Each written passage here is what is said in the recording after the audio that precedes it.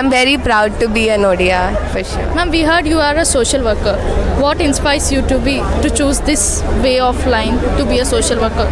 So I was brought up in such a household where the culture of excellence was only such, where they told me that you have to work for the future of your country, to be of your purpose should be to help the citizens of this country. So growing up itself, I always had this thing that I want to do something for others. So that's what motivates me to take part in any social welfare activities around me. And we also heard that you are an artist, as well as we heard that you were into the national and international tennis team. So what is the story behind, as like you are an artist, it's a different story, and right now you are in a tennis. So what is the story and success behind over these all things? So it is nothing but the faith and encouragement of my parents. They have always shown faith in me. They have always believed in me. So because of that, I was able to achieve anything that I set my mind to. Initially, I used to be a tennis player. I have played national level and also Asian level. But due to a surgery, I had to, it kind of stopped abruptly my career in tennis. But because of that, somehow I started painting and creating, and I started doing well in that, and I got a lot of recognition also for my art. So I have designed children's storybooks for Anganwadis of Odisha and these kind of things. So that makes me very happy that my art is able to contribute back into the society somehow. As a social worker, at the time of COVID, how you helped the people? Like, where so many people were like short of many things and having an issues to stay at home for the education, for the food, and all over. So how you managed and how you worked help to the other society people? So during COVID, we started a foundation called Rahat Foundation. It was purely volunteer driven. So me and a couple of my friends, we came together and we started raising awareness about the migrant communities that were stuck in Bhubaneswar. Because when COVID struck initially, there was no system in place for the migrants. There were only systems in place for people with BPL cards.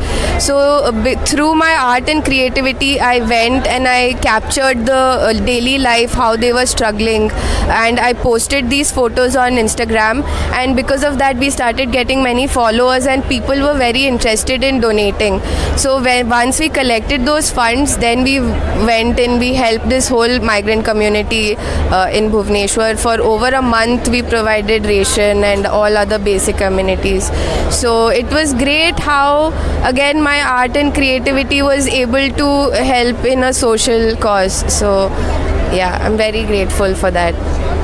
Ma'am, you are having a stall at G20. Could you just explain regarding the stall of Future Kids Awareness? So this stall is a way to generate awareness and to break stereotypes against a learning disability which is called dyslexia. So you would have maybe seen the movie Tare Zameen Par. In that movie there is a small kid who suffers from reading simple text. He is unable to do simple maths like 1 plus 5 is equal to 6. He is not able to do that. So this is raising awareness about those kind of children. So there are, out of every 5 children, it is known that 1 child suffers from dyslexia. So we are trying to raise awareness so that the teachers are more compassionate towards them, the parents are more supportive, so that they don't say, "Arey ye to buddhu hai, isse nahi hoga," and they don't demotivate them. So that once they understand the problem, they are able to tackle it by doing certain activities and other things. As you can see, Albert Einstein, Leonardo da Vinci, Walt Disney, these are some really famous people who have all also suffered from dyslexia, but they are the best in their field. So through this stall we are trying to spread the awareness that if the child is given the right care and attention, then they can also be future innovators and future celebrities from our country. So that is what we are trying to show through technology. So we have a AR and VR kind of a technology being used here, where we are trying for a normal person to experience what dyslexia is, because when we explain, you won't be able to understand. You'll be like, why he's not able to do 5 plus 1 is equal to 6? It's so easy, but you're not able to understand that. But that's why we're trying to show you through technology their struggles, their everyday struggles, so that people are more compassionate, they are more understanding, and so that they can nurture the children of today to be future innovators and inventors. As a social worker and also as a sportswoman, you have visited so many places. So could you just say about our Odisha art and culture?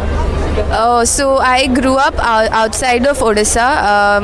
My father was a government servant, so he was posted in various places all over India.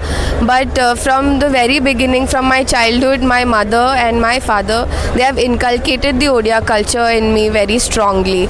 And I truly believe like Odisha's culture and tradition is so rich and so divergent, and it is so vibrant that no other state of India is comparable to this. And I am testimonial to that because I have traveled to every state in the country. So yeah, I'm very proud to be an Odia for sure. Thank you for watching. For more updates, please follow us.